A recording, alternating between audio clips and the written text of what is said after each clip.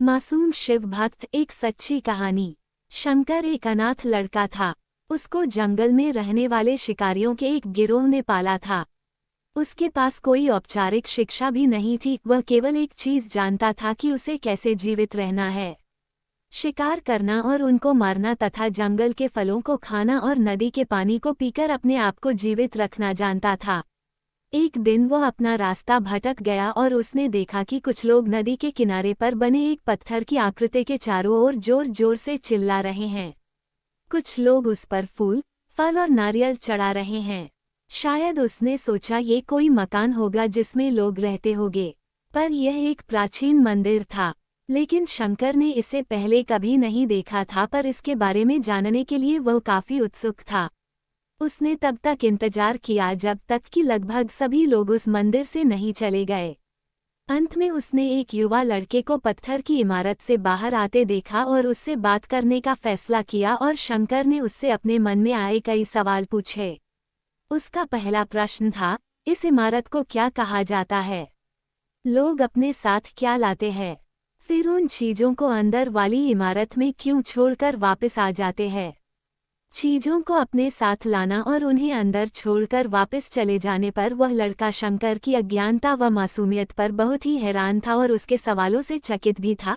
पर यह वह नहीं जानता था कि वह पास के जंगल में रहता है और शिकार करके ही अपना जीवन यापन करता है। लेकिन फिर भी उसने उसके सवालों के जवाब देने की पूरी कोशिश की। उसने शंकर को बताया, ये भगवान शिव का मंदिर है। लोग यहाँ उन्हें फल और फूल चढ़ाने आते हैं। वे शिव भगवान से जो चाहते हैं वो मांगते हैं और शिव उनकी सभी की प्रार्थनाओं को सुनते हैं। ये सुनकर शंकर तुरंत मंदिर जाना चाहता था। लड़के ने उसे अंदर का रास्ता दिखाया और शिवलिंग के बारे में बताया। शंकर ने मासूमियत से लड़के से पूछा, ये शिवलिंग क्या चीज है और हमें क्या देता है? लड़के ने बताया, हम शिव से जो मांगते हैं वो हमें दे देता है, हम सब ऐसा मानते हैं। लड़के ने कहा, अब अंधेरा हो रहा है, अब मुझे घर जाना होगा। और वह शंकर को वहीं अकेला छोड़कर चला गया। शंकर ने झिझकते हुए मंदिर में प्रवेश किया। वह एक कोने में बैठ गया और सोचा, एक पत्थर किसी को वह चीज कैसे दे सकता है जो वे चाहते हैं। इसलिए उसने इसका परीक्षण करने का फैसला किया और उसने पत्थर की प्रतिमा से कहा, हे शिव, कृपया मुझे पर्याप्त शिकार करने दे ताकि मैं भूखा न रहूं। मेरे पास आपको चढ़ाने के लिए कोई फल या फूल नहीं है, लेकिन यदि आप मुझे शिकार देते हैं तो मैं उसे आपके साथ साझा करूंगा। मैं वादा करता हूं कि मैं आपको धोखा नहीं दूंगा। उसने घोषणा की। अगली सुबह शंकर शिकार करने गया। उसने पूरे दिन शिकार की तलाश की, लेकिन उसे कोई शिकार नहीं मिला। वह भूख से तिलमिला रहा था। वह काफी निराश हो गया क्योंकि उसे कोई शिकार नहीं मिला था। दोपहर हो चुकी थी। अब उसे लगने लगा कि मंदिर के लड़के ने उससे झूठ बोला था, फिर भी उसने शिकार जारी रखा। जैसे ही शाम हुई, उसने 2 खरगोशों को अपने बिल में से आते देखा। शंकर ने उन खरगोशों को मार डाला। चूंकि उसने शिव भगवान से वादा किया था कि वह अपने शिकार को साझा करेगा, वह मरे हुए खरगोशों में से एक के साथ मंदिर गया। देर हो चुकी थी और मंदिर सुनसान था। शंकर ने मंदिर में प्रवेश किया और जोर से कहा, कृपया आओ और अपना हिस्सा ले लो प्रभु, आपके लिए मैं लाया हूँ। वह वहां बैठ गया और अंधेरा होने तक प्रतीक्षा करने लगा, लेकिन भगवान प्रकट नहीं हुए। शंकर को भूख और नींद आने लगी और उसने खरगोश को मंदिर में छोड़ने का फैसला किया। अगली सुबह जब लोग मंदिर पहुंचे तो उन्हें शिवलिंग के सामने मरा हुआ खरगोश मिला। भक्त बहुत परेशान थे। ये यहाँ कौन लाया है? उसने हमारे मंदिर को अपवित्र करने की हिम्मत कैसे की? उन्होंने खरगोश को बाहर फेंक दिया। अगले दिन शंकर अपनी भूख मिटाने के लिए जंगल में शिकार करने गया, लेकिन इस बार उसकी किस्मत अच्छी नहीं थी और उसे शिकार भी नहीं मिला। उसने सोचा, आज रात को मंदिर जाना चाहिए और शिव से पूछना चाहिए कि उनको खरगोश का भोजन कैसा लगा। शंकर ये पूछने के लिए मंदिर गया। जब वो मंदिर पहुंचा तो उसके आश्चर्य का कोई ठिकाना न रहा। उस रात मंदिर में लोगों की काफी भीड़ थी। शिवरात्रि की रात थी, लेकिन अबोध शिकारी लड़के को इस बारे में कुछ भी नहीं पता था।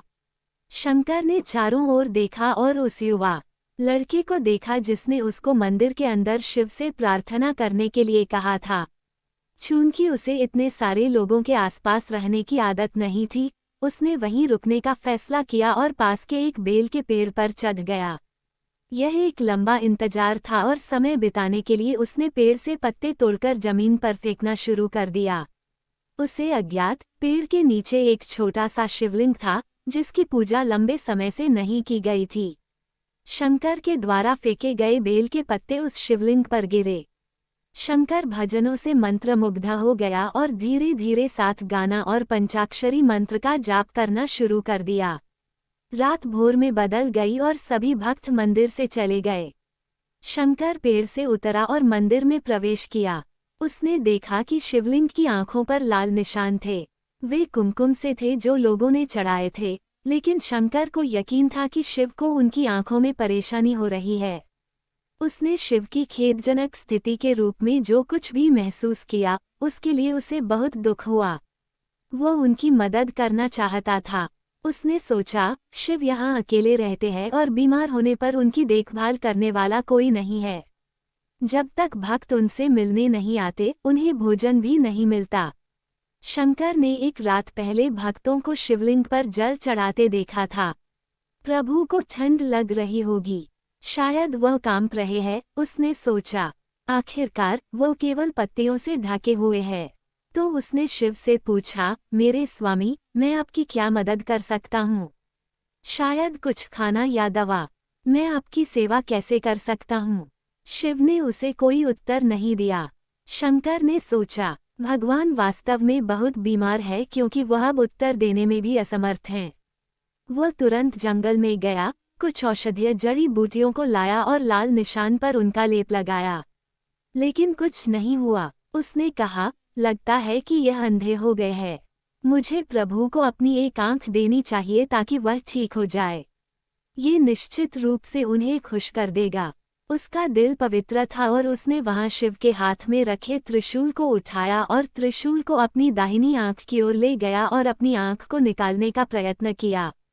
शंकर अनपढ़ था, उसे मंत्रों या पूजा के उचित तरीकों का कोई ज्ञान नहीं था, लेकिन उसकी भक्ति की कोई सीमा नहीं थी। जैसे ही वह अपनी आंख निकालने वाला था, शिव अपनी पत्नी पार्वती के साथ प्रकट हुए।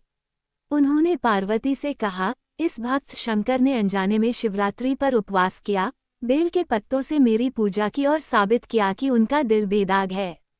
मैं अपने इस भक्त पर काफी प्रसन्न हूँ। शिव भगवान ने शंकर से कहा, तुमने मुझे अपनी मासूमियत के कारण जीत लिया है। प्रभु ने मुस्कुराते हुए कहा, लोग मुझसे हर समय वादे करते हैं, लेकिन जैसे ही उन्हें वो मिल जाए जो उन्हें चाहिए वो उनको भूल जाते हैं।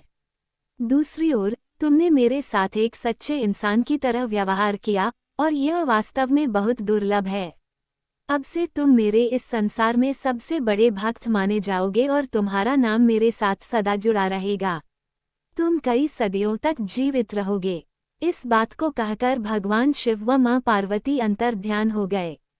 तभी से लोग शिव के साथ शंकर भी लगाने लगे। राम कृष्ण रस्तोगी।